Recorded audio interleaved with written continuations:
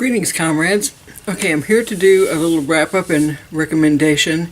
This will be part 2 for January. There'll probably be one more to go. One of these books that I'm going to talk about today, I actually read in December, but I just realized that I had never done any video about it. So I'm going to include it in today. And that book is called Flights and Chimes and Mysterious Times. It's by Emma Trevayne, Trevayne. I'll put links down below to Amazon. Look at this cover. Gorgeous. This is a middle grade steampunk novel. I saw this, I saw someone raving about the cover. It was middle grade, it was steampunk, so I thought I'd give it a try. And I really enjoyed this book a lot. The book takes place in, of course, it begins in Victorian England, about a young boy who is kind of neglected by his parents. He sees it as being neglected by his parents anyway. They're not abusive or anything like that. But his father goes off to work a lot. His mother, she's always entertaining her friends and society stuff, and he gets booted out after saying hello or something like that. So he ends up spending a lot of time with like the housekeeper or the cook.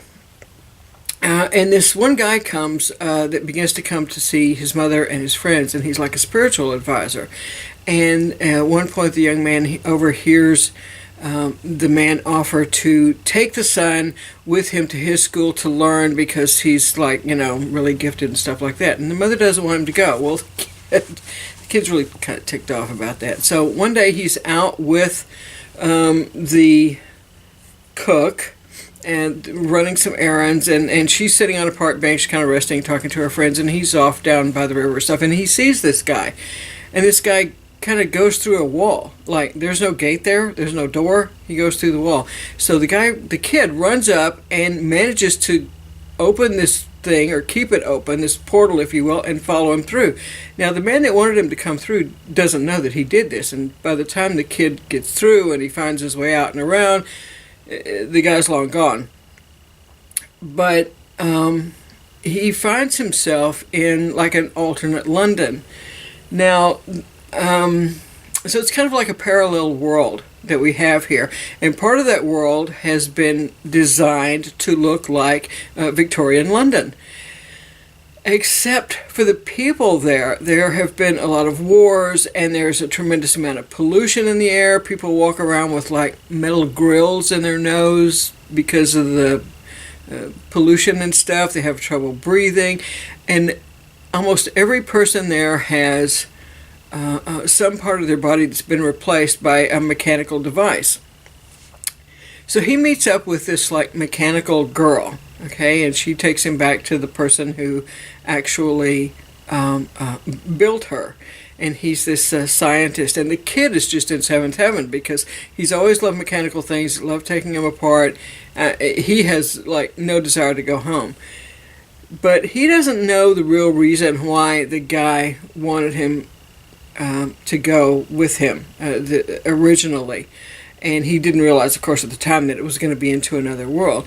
But the guy was sent to find a child for this character that's only known as the Lady. Okay, she runs this part of the world. And she's probably the most powerful person in the whole world, on the whole planet.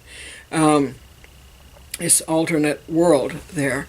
And the reason why she wants a boy is because she wants a son. Now, this woman is ageless. She's timeless. No one knows where she came from, how long ago she came, how long she's going to live. But she and the man who had been sent over are pretty much ageless characters. And he had actually been her son. So when he grew up, she decided she wanted another son. So he was sent to the other England to find a perfect boy. So, unbeknownst to him, at first, this perfect boy has followed him back through. But he realizes this, and he forces this boy to go with him to become the son of the lady. But he's really jealous of him. He's going to have problems. The boy's going to have problems with this guy the whole time because the guy's really jealous. He doesn't want anyone to replace him. Even though he's grown, he wants the lady's affection all for himself. So it's the story of the boy when he's there, the events that take place as the man tries to get him to go to the lady and then keep him there, and but he's still, even though he's done what the lady wanted him to do, he's really jealous, and he basically wants to get rid of the kid. So the kid's life is still in danger, even though she has the protection of the woman, but the lady. But so it's kind of a little adventure story about what happens to him in this world, and him realizing kind of that maybe being at home wasn't such a bad thing after all, which I guess is easy to do. People are chasing you down and trying to hurt you.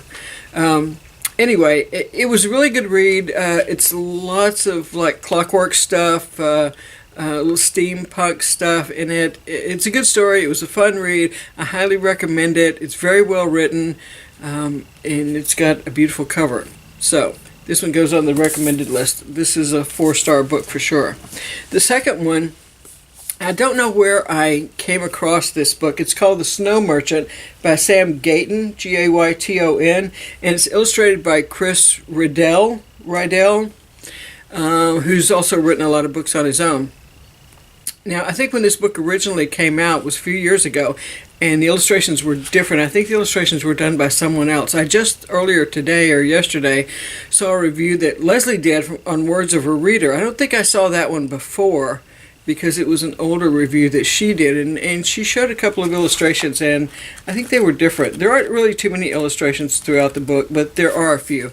And it's got this great cover on it. It's kind of the whole cover is slick, but this is a matte, and the people are kind of shiny though, and the letters are kind of shiny. It's a really gorgeous cover, and I know it's not going to show up as well here as it does in person.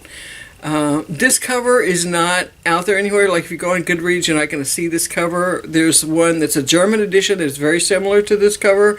It's just slightly different, but most of the ones you see will have the older original cover, I guess, from the hardback. This is a paperback, and this is a book that's kind of a magic book, but it's more about alchemy than it is like spells and things like that. So in that part, it was very interesting because it was a different kind of magic book, and it's really inventive.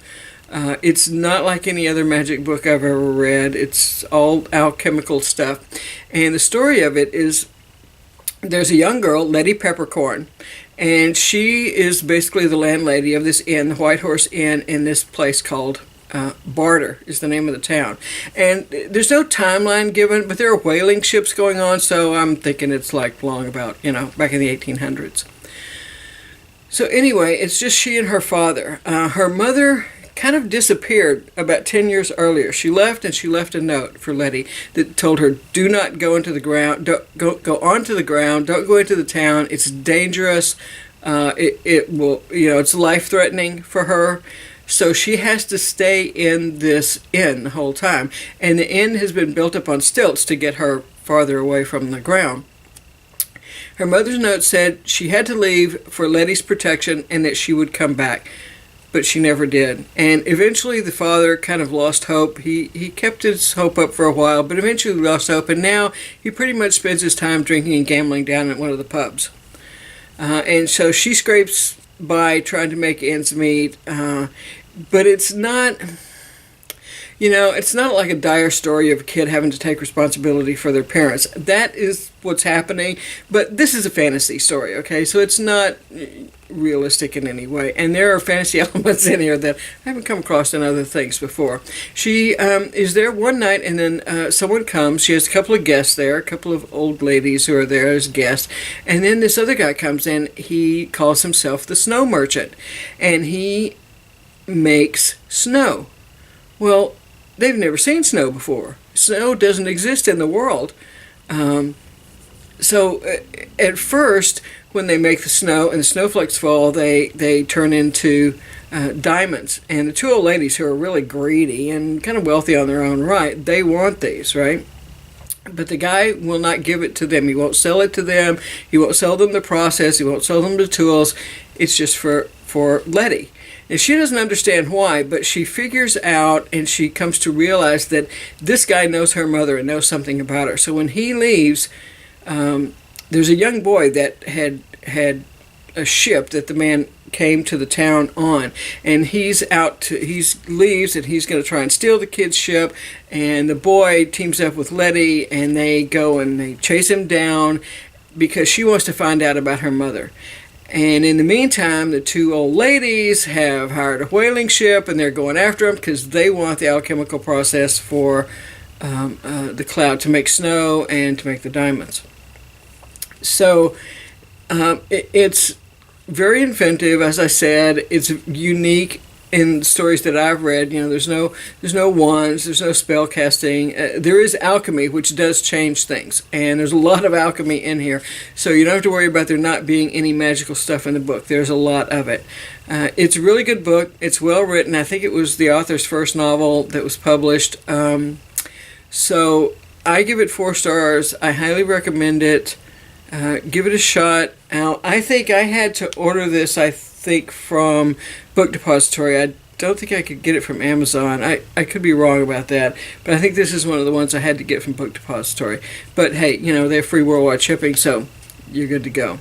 So anyway, those are my 2 recommendations and wrap-ups for this segment of Rex and Wraps for January.